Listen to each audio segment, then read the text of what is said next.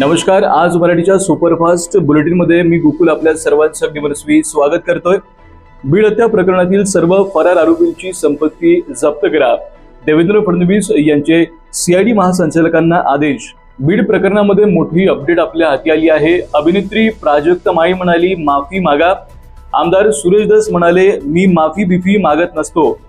या प्रकरणावर खासदार अमोल कोल्हेंनी आमदार सुरेश धस यांचे समर्थन केले आहे. आमदार सुरेश धस आणि अभिनेत्री प्राजक्ता माळी यांच्या वादामध्ये आता गुणरत्न सदावर्ते यांनी उडी घेतलेली आहे. हावभाव करत आमदार सुरेश धसवर त्यांनी टीका केली आहे. तसेच अभिनेत्री प्राजक्ता माळी आणि आमदार सुरेश धस यांच्या वादामध्ये चंद्रकांत पाटलांनी आता मध्यस्थी केली आहे. मंत्री हसन मुश्रीफ यांचं धनंजय मुंडेंबाबत मोठं विधान, तोपर्यंत राजीनामा देण्याची आवश्यकता. बीड प्रकरणाचे पडसाद आता मुंबईत.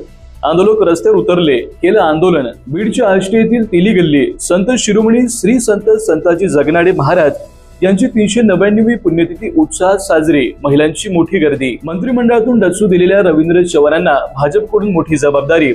पक्षाकडून प्रदेशाध्यक्ष पद मिळण्याची दाट शक्यता.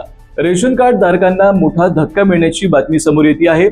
1 जानेवारीपासून बोगस लोकांचे रेशन होणार रद्द.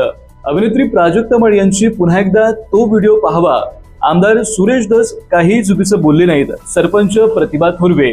प्रेक्षकांनो, आता रोजच पहा आज मराठीवर सुपरफास्ट बातम्या आणि आमच्या चॅनलला लाईक करा, शेअर करा आणि सबस्क्राईब करायला मात्र विसरू नका. लवकरच भेटूया पुढील बातमीपत्रात. नमस्कार.